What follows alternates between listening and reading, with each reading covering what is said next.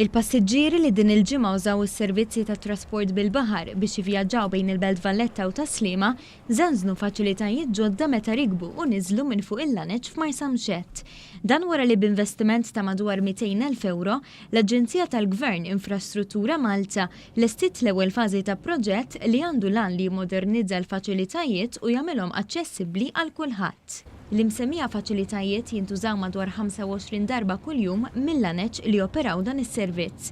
Fl-ewwel fażi ta' dan il-proġett inbnew strutturi u rampi aktar sikuri u aċċessibbli biex il-passiġġiera jirkbu jinżlu mill-Laneġ b'aktar kumdità.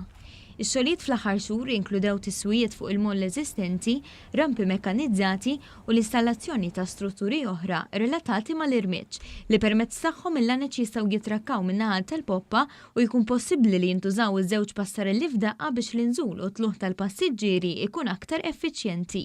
Fl-istess waqt m'hemmx aktar bżonn li l-Laneġ jintrabtu mal-moll u allura jonqos ir-riskju ta' dewmien fis-servizz. Il-Ministru Ian Borg qal li dan l-investiment ikompli jikkonferma l-impenn tal-Gvern li jinvesti u jsaħħaħ it-trasport pubbliku li mhuwiex biss tal-linja. Aħna konna qabbadna wkoll tal-linja mal-ferries, ġifieri ma' nies li vjaġġaw bejn il-lokalitajiet ta' Sliema, il-Belt Valletta u l-Kottoniera sabiex ikunu jistgħu jħallsu u jivvjaġġaw bl-istess card, b'tal-linja card.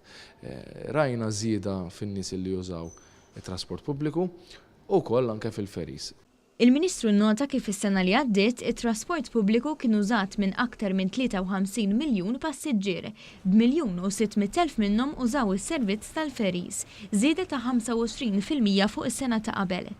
Fit-tieni fażi tal-proġett fi żmien li ġej se jinħolqu faċilitajiet ta' kenn aħjar għal dawk li jkunu qed jistennew biex jirkbu l-Laneġ. Dan fil-waqt li qed isir xogħol fuq pjanijiet oħra biex is-servizz ta' trasport bil-baħar jiġi estiż f'lokalitajiet oħra bħal San Pawl il-Baħar, Buġibba u l-Kalkara. Qed inkomplu ninvestu fuq il-landing places eżistenti, pereżempju l-estejna ta' Marsamxett fadli naħdmu fuq ta' Sliema u ta' Kottoniera sabiex ikunu aċċessibbli.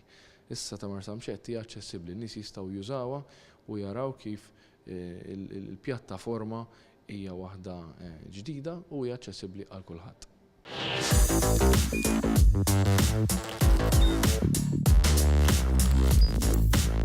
Idħol fuq one.com.mt u hemmhekk tista' tara l-programmi kollha li jxandru fuq One permezz ta' One Play.